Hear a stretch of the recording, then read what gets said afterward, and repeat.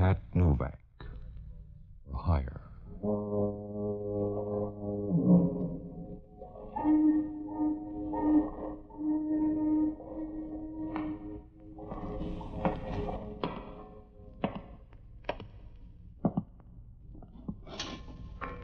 Sure, I'm Pat Novak. For hire.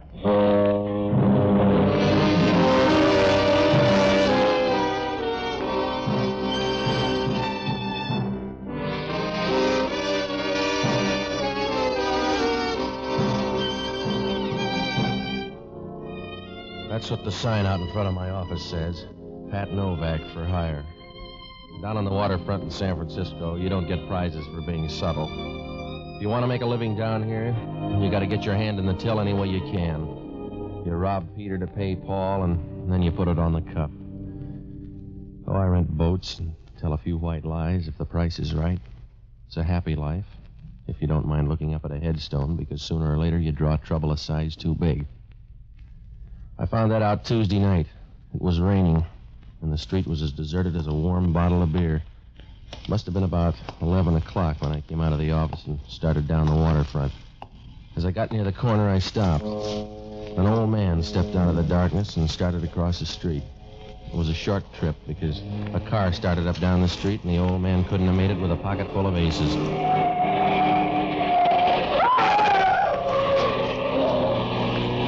I started over to him. The car slowed down for a minute and then turned the corner and disappeared. As it passed under the streetlight, I caught a glimpse of the license plate in a dull, surprised way, the way you'd grab a feather out of an angel's wing. I bent over the old man and rolled him on his back. He didn't seem to be in pain. He was just an old man with the frightened look of a small boy in a storm. He was breathing hard as I cushioned his head. Please help me. Can you please help me? Well, that's a big order, mister. Oh. I must talk to you. Well, if you've got any good quotes, you better get them off your chest fast. My pocket. Inside my pocket. You please put your hand. Yeah. In here? Yeah. Sure. 2 envelopes. What about them? One is money. For you. You have the other one? So far. The other one. Please keep sealed. And you will give it to John St. John? John St. John. Yeah. Well, where's he live? Oh, you don't understand. It's not... I want to tell you. You don't understand. He was right on that one. I didn't understand a thing, except he slipped out of my arms and stopped paying taxes. I dragged him over the side, and I went through his stuff. There was nothing there. No identification. Just a card with an address out on Haight Street. I opened the envelope, and $300 tumbled into my breast pocket. The other one was sealed. There was no name on it, but up in the corner there was some kind of marking. It looked like 2 crosses spliced together. There wasn't anything I could do for him except pray, and I owe some back dues. So I went back to my office and called police headquarters. I told them where the old man was, and then I checked in the phone book. There was no John St. John listed. Well, it wasn't going to be easy to find him, and I only had 2 leads, that license number and the address on Haight Street. So I looked up the only honest guy I know, an ex-doctor and a boozer by the name of Jocko Madigan. A good guy, but to him a hangover is the price of being sober. I finally found him singing in a Mason Street bar. Finest little ramsher that ever fed on hay. Jocko, I want to talk to you. Ah, Patsy, you're just in time for the counterpoint. I'm singing a song, a little sentimental thing from my childhood. Yeah, well, it'll keep. I got a problem. You'll always have a problem, Patsy, because you can't keep out of trouble. You know that, don't you? You have no self-control. All right, Jocko. You have no more self-control than a bucket of mercury dumped on a marble staircase. All right, now, shall we check the bright talk? I just saw a guy get killed. Oh, you're like some violent disorder in nature, some large but unprofitable storm. You keep whirling in circles, Patsy. If you ever go more than 10 feet in one direction, it's because some woman is 9 feet away. Then it begins all over again. Are you all through? Yes, get to the point. That's another of your troubles. You never get to the point. I just saw a guy killed 10 minutes ago. How would that interest me? Are you selling an eyewitness account? Some old guy got killed down on the Embarcadero. He checked out 15 feet away from me. Who killed him? I don't know. Why do you care? Professional jealousy? Some car came out of nowhere and clipped him. You sure it wasn't an accident? Yeah, just like the Berlin blockade. Will you stop needling me, Jocko? I told you a guy got killed. He was murdered right in front of me. I gotta find a guy called John St. John. How, St. John? John St. John. I don't feel like vaudeville tonight, Jocko. The old man gave me $300 to deliver a letter, and I made him a promise. Well, you can break it now with only the slightest risk. I got the license number of the car. Now, I want you to hop down and look it up, and then check at headquarters to see if the guy's got a record, will you? I don't like policemen. They depress me. Check it. I gotta go out to Haight Street. Huh. What kind of neighborhood is it out there? Well, it's not exactly a neighborhood. It's more like an architectural afterthought, a lingering defense against the early California bear. All right. No speeches. Just check on that license plate, huh? Now, if I'm not at my place, try this address. Yes, that's always very interesting at this time of night. Good night, lover.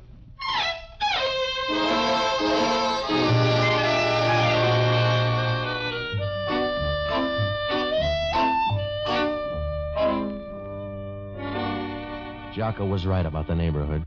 When I left him, I doubled by my place and left the envelope. I put it inside another envelope and stashed it behind some books, and then I headed out to look up John St. John. Oh, it must have been about midnight when I got there, and it was the kind of a neighborhood where a for rent sign reads like a ransom note. I found the place, though. It was an old rooming house, a third-floor apartment. I knocked at the door, and when she opened it, I knew it was time to wire home for money. A tall, blonde blister with lots of Fahrenheit. She stood there leaning against the door, smiling and looking at you as if you had gold-plated muscles. It gave you a weak feeling where your dinner ought to be. And her voice came right out of the oven. Well, you're out kind of late. Yeah, I'm looking for a guy named John St. John. Oh? Won't you come into my cobweb? Sure. For a spider, you're nice and chubby. Well, the Spider-Man. My name's Lee Norton. You want to write it down? I'm Pat Novak. I'm looking for a guy named John St. John. You seem to be running a temperature on the subject. Sit down. Yeah, the couch will do. Oh. I'll bet you carry rainy nights in your pocket. All right, now let's get out of the woods, Angel. I'm looking for a guy. I know you're wearing out the pad. I don't know a John St. John. A dead man was carrying around your address. He was? That seems rather feudal. Yeah, an old guy about 60. He got killed crossing the street. He should have had a Boy Scout then. I don't know anything about him, Mr. Novak. Despite occasional temptations, I don't collect 60-year-old men. Well, he was looking around your address. Why? I don't know. Maybe he admired me from afar, like a sunset or something. No, he stopped admiring sunsets about 20 years ago. I see. What are you, the avenging angel? He gave me a sealed envelope. And you were supposed to give it to a man named John St. John. That's right. He gave me $300 to ease the pain. I figured that. You don't look like the charitable type. He was a nice old guy, so I'm going to find his boy. Maybe I could help you. But you got a clear, fast track. Let's see you go. Well, I told you I don't know John St. John, but I'll do this much. Yeah, I know. You're going to be big-hearted and offer to take that letter just in case you ever meet someone named John St. John. What?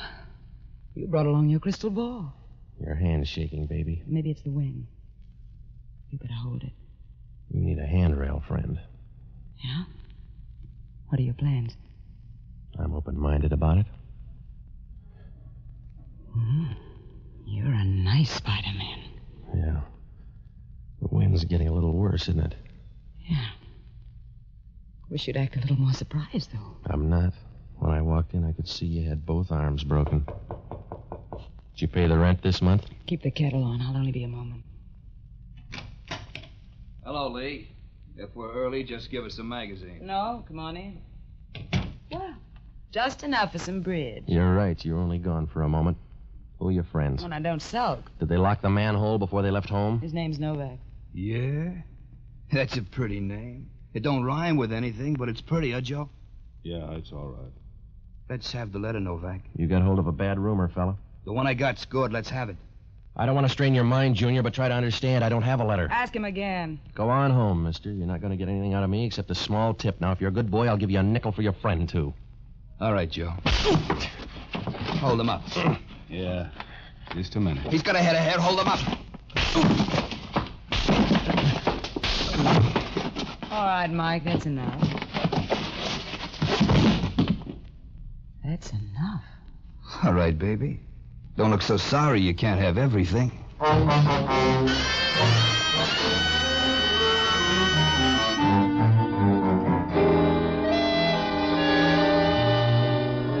It's easy to sleep if you got the right friends.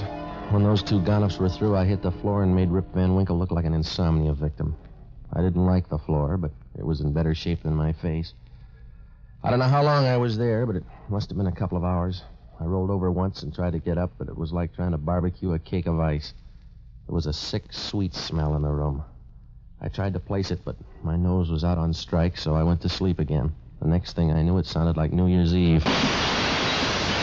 Here you go, Patsy. Up on the couch. What's the matter? Nothing. If you're a kitchen stove, the room's full of gas. Oh. You ought to open the window if you're going to turn on the gas. Some of my playmates, I guess. Well, you weren't at the apartment, so I tried here. Yeah. What time is it? 2:00. Who got the quaint idea of the gas chamber? A girlfriend. It was love at first sight. I see. Let's go home to bed. I'm getting used to floors. That old man started a ball game, Jocko. When I mentioned John St. John to this girl, she turned banker and brought in the Gunsels. Did she get the letter? I left it at home. Oh, you're getting smart. Yeah. $300 worth. They lifted my dough. Well, you couldn't have used it where you were going. Yeah. I've checked on that hit-and-run car. It's listed under the name of Sidney Bronson. Has he got a record? No. Everybody's a beginner. Well, let's go home. Oh, it'll be dull, but you'll get used to it. Wait till I wash my hands. Yeah, go ahead. Patsy? Yeah? What did your girlfriend look like? Was she the lively type? Yeah. Why?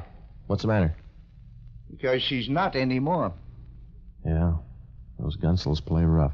She's kind of pretty. What did she do besides sending out vibrations? I don't know. But she knew all about John St. John. Yeah? She picked up the bait like a hungry bass. Also, look at that ring. How'd you get around to that? The insignia on it. It's the same one that's on that envelope, spliced crosses. Let's go home, Patsy. The police will be here. Yeah, even Hellman will know she's dead. Come on, we better go. On your way out the door, Jocko, try it sideways because I think it's blocked. Hello, Novak. You look pale. It's my color scheme. What do you care, Hellman? None. She looks peaceful. Yeah, be quiet or you'll wake her up. I'll tiptoe. You always cut her throat before she goes to sleep? Who is she, Novak? I don't know. It's awful cozy here for a bunch of perfect strangers. I don't know every dead girl in town, Hellman. You'll have to check. You can still write, can't you, Novak? That's all you'll need down at headquarters. Come on. Oh, get out of the haze, Hellman. You don't know who's dead yet, but you're going to book somebody. Yeah. What are you doing up here, appraising the joint? I came up to find a guy named John St. John. She doesn't look like a guy named John St. John. She was my lead. I came up here to smell out a rat. She had a half Nelson on me when two Gunsels walked in. They came up to fix the gas meter, I think. You stay out of this. I'll make every effort. Now, if you're smart, you'll fingerprint this place, Hellman. These boys were cute. They've been in somebody's jail. I'll handle my job. You stick to murder. You'll go a long way to pin this on me, Hellman. I can go a long way, Novak. Not with what you got to drag. We get a call in the middle of the night. Come up here and find you standing over a dead girl. That's right. And you want me to sprinkle powder all over. Back up and take a better look, Novak. Oh, the view's fine, Hellman, and if you'll take a good look, you'll know why. You haven't got anything to give the DA except a slim lead and a fat hand. You're going to need help. Not on this one. You'd need help to find the street. Come on back to center, Hellman. Even with both hands, you couldn't Yeah? find... Forget it. So take the medicine like a good boy. I'm not going to walk out and let the two of you tour the town. I'm going to book one or both of you on a murder charge. All right. Book Jocko here, then. I love you in a generous mood. You got a string, then, Hellman. Somebody's got to find John St. John. Who's going to find Jocko? Don't stop worrying. I'll bail you out. You haven't got the right size heart, Novak. You'll let him die on the vine. Hellman, sometimes you're guilty of unexpected wisdom. I know it's reflex action, but it's consoling anyway. I want you, Novak. I want you bad. I'll take this guy as a down payment, but I'm going to close out with you. Remember that. I will. All right. Come on, mister. Wait a minute. Patsy, you're not going to let him lug me off like this. What else can I do? The guy likes you.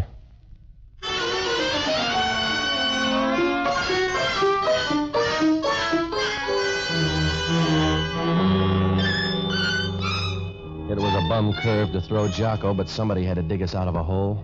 Jocko wasn't the boy. You can't shovel dirt with a bar rag. Well, I had no idea where to start. There were two murders, and they were both tied up with this John St. John. He didn't look like a good guy to know. Then there was that insignia, too. The one on the letter and the one on the girl's ring. Sure, it could be a coincidence, but that's what they said about Bluebeard. The only thing I could do was open that letter, so I went back to the apartment. I didn't have to turn on the light. They were running in pairs tonight. She was sitting there on the couch, proud of a pair of long silk legs and smiling like a guy who knows he's got $1 million in the bank. She was blonde, too. A little more lemon juice, maybe, but blonde anyway. She was nice and comfortable, and I got the idea she just signed a lease. Good evening. How do you do? Not very well so far. A sly remark, Mr. Novak? No, I'm just bringing you up to date. Your girlfriend's dead. Yes? Yeah. The gas jet's out in the kitchen. It is?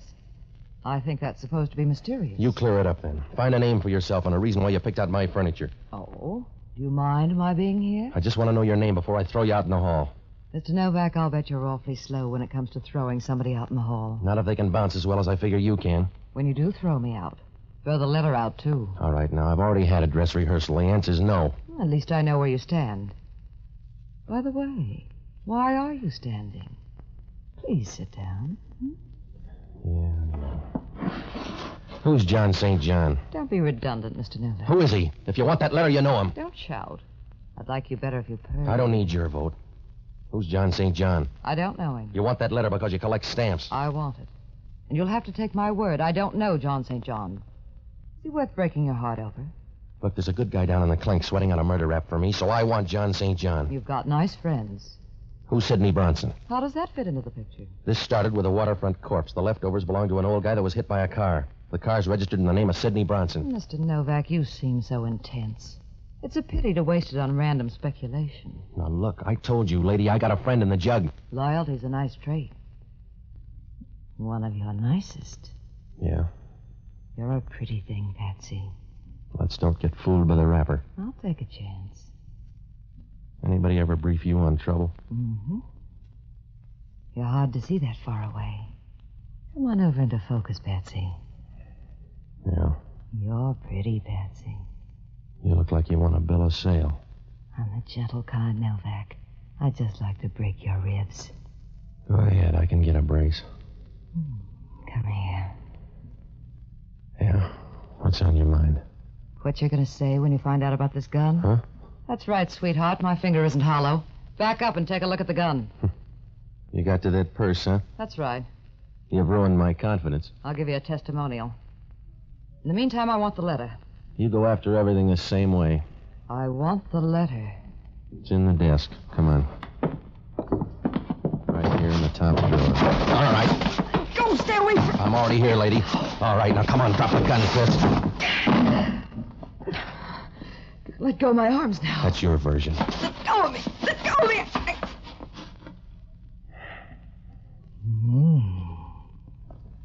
What was that for? A little something on the house. Now beat it. Well, you've ruined my confidence. You're lucky. Go on home. You won't change your mind about that letter? No. Suit yourself. I'll be going. Oh, Patsy? Yeah? I can't help you on John St. John, but I wouldn't worry about that fellow, Sidney Bronson. Why? Because I'm Sidney Bronson. See you soon, Patsy.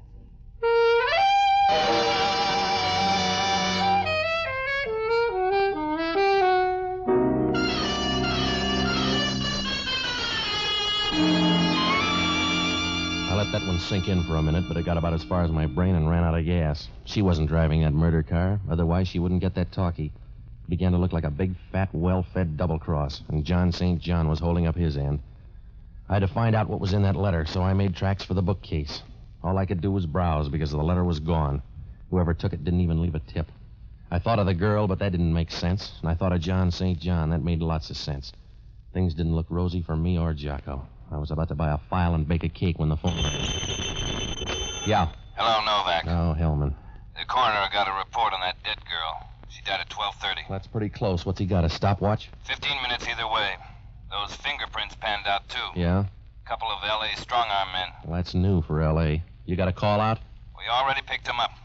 Your favorite's named Welcome Danglers. I could make a joke. I already got one. They're set up with a perfect alibi for 12:30. That means I killed the girl. Nobody's arguing. I got some more news. Yeah? I'm out at Seal Rock. You got the figure for it. We just found an envelope floating around the water. It's one of yours. You better come on out. You found an envelope, so what? So the envelope turns out to be in some guy's pocket. Come on out.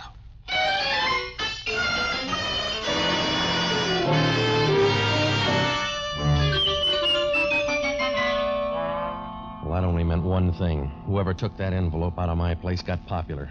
It was getting late, so I grabbed a cab and rode out to the beach. When I got there, Hellman was standing down near the water. He had Jocko with him. The surf was rolling in, and Jocko wasn't much better. Hello, Patsy. Hiya, Jocko. How's jail? Dry. Thanks for coming, Novak. You're sweet. Where's the envelope? Here. Yeah, it's the same one. That makes you look good.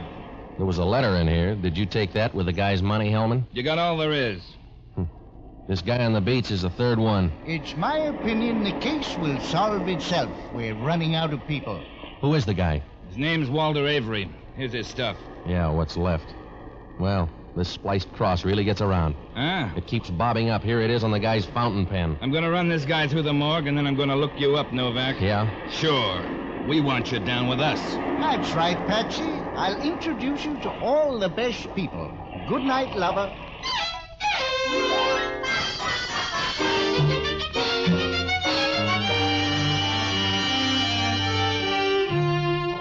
Well, it was close to 5, so I tagged by my place for some sleep. I tossed around like a fish on the living room rug. Hellman called about 9 to throw more dust in my eyes. He said one of the airlines had a passenger to Portland named Walter Avery. Just to make it tough, the guy made the 12 o'clock plane and got off at Portland. Well, I had left field all to myself. I got dressed and looked up Sidney Bronson's number. There was no answer, so I went over. The place was locked, and I looked up the janitor. He wasn't going to let me in, but it turned out his wife had a birthday coming up. Sidney's apartment was real high-powered. I don't know where she got the dough, but I knew I wasn't going to find a tin cup and pencils. What I found was lots better. A card with that same insignia, the spliced cross. The card said Bellcrest Sanitarium, and down in the corner there was a guy's name, Dr. Emil Schoenig, psychiatrist. Vienna without the waltz. The Bellcrest Sanitarium was down near San Carlos, so I borrowed a new Nash from a guy I know and headed down that way. Everything was fine until I got in the front door. They didn't even let me register.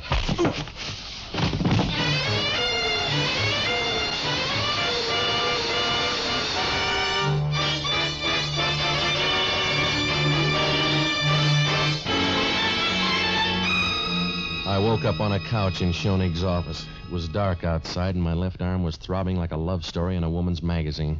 The radiator sitting next to me was Sidney. You're a deep sleeper. I think I got some help. What happened to my arm? Hypodermic. You only need one arm anyway. In your case, I need a spare. Who did it? Dr. Schoenig. He's a darling boy. Where is he? Out on the phone trying to figure out what to do with you. What's that make me, a patient? That's one way of putting it. You made things easy. We were coming to you for the letter. You want to try that over again? We were on our way when you stumbled in. You're wrong, Sid. Somebody's giving you a fast pitch. That letter was gone when you were up at my place. I don't want a bum rib, Patsy. I want that letter. You're trailing the field, Angel. I told you the letter's gone. A guy by the name of Walter Avery took it out of my place. Walter Avery? That's right, and somebody thanked him. They found him this morning making like a dead seal. Walter Avery left for Portland last night. A plant, sweetheart. You better read up on your friends. Yeah. Thanks, Patsy. I told you to watch him, Sid. You had more shots. What's the difference? None, I suppose. Why don't you mix us a drink while I talk to Mr. Novak? I'll be right with you. Well, Mr. Novak, you're one of my best patients. That's because I like your needles. You better go easy on that drink. Yes? Why? You'll get drunk and run somebody down the way you did that guy on the waterfront. Oh? A good guess. You should be proud. That's a good, sensible, final emotion. Here's your drink, Emil. Thank you, my dear. Here's to Mr. Novak. Sorry there's no drink for you, Mr. Novak. You probably will be. Huh? Forget it. Emil, I talked to Mr. Novak before you came in. He thinks you're a heel. He does. So do I. Oh, I can stand it. He told me about Walter Avery. I'm sorry about that. Walter got that letter. You killed him and took it. I was supposed to blunder around till you got rid of me, too. That's a bum joke, Emil. You're getting hysterical. With laughter, Emil. You put one of your boys on that plane. Only Novak aired the wash too fast. Suppose I did. Somebody ought to bring you up to date, Sidney. You've been hanging on too long. The free ride's over. Might as well tell you now. You're all through. I cleared the whole bunch along with it. And I'm all through. Steady, Emil. What's the matter with me? What's the matter with me, Sid? Give him a hand, Novak. He just had a bad drink. You wouldn't do that, Sid. I'm full of surprises. You got a stomach full of poison. You got a stomach full of poison in 15 seconds, Emil. Put down that gun, Emil. I want you to, Sid. Please, Emil, put down the gun. I will stop his process.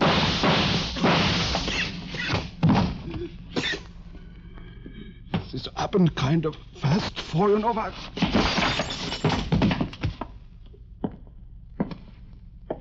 What's the noise, huh, Patsy? Yeah. I'll get you a pillow. I'd rather have your lap. You get mercy, not love, baby. Thanks for small favors. How do I look? Not so good. That was the 3-2 pitch. Yeah, I had it coming up.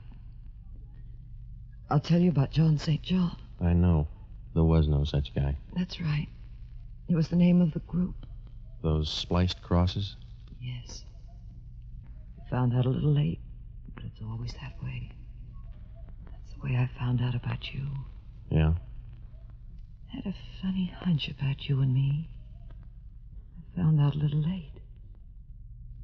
But I know now, Patsy. Does that help?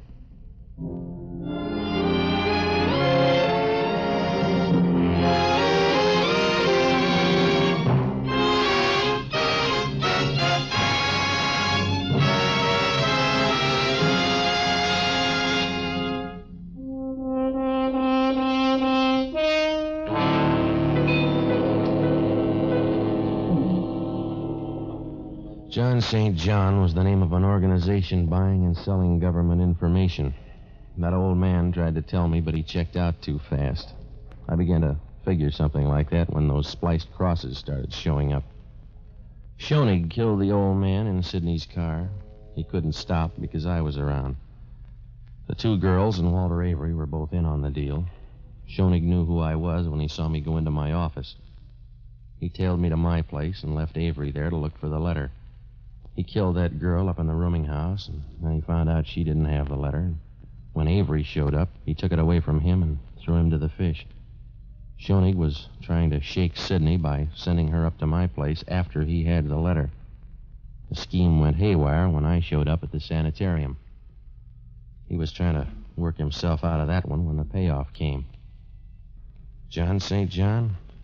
Yeah, right from the start, Jocko said he was either dead or in the state pen, because anybody with a name like John St. John would have killed his parents as soon as he got old enough to find out about it. Worked out all right. They found the letter out at Schoenig's place. There were some plans for guided missiles and a few other trifles.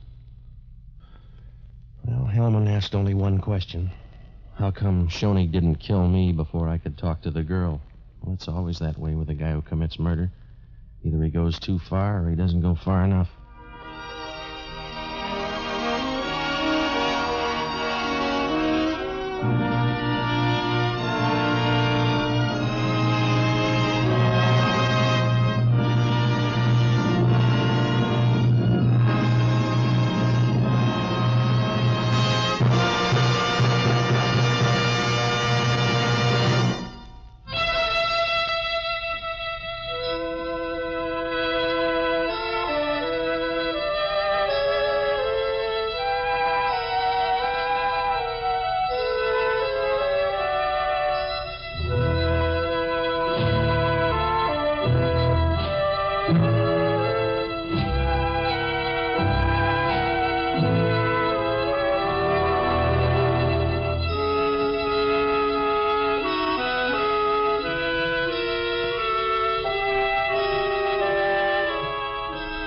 The Armed Forces Radio Service has just brought you Pat Novak for Hire, starring Jack Webb.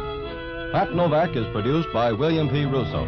Jocko Madigan is played by Tudor Owen. Inspector Hellman is played by Raymond Burr. Music was composed and conducted by Basil Adler. Be with us again next week when over most of these same stations we'll bring you Pat Novak for Hire.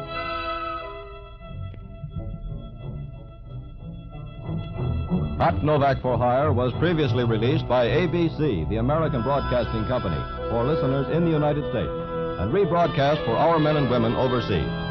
This is the United States Armed Forces Radio Service, the voice of information and education.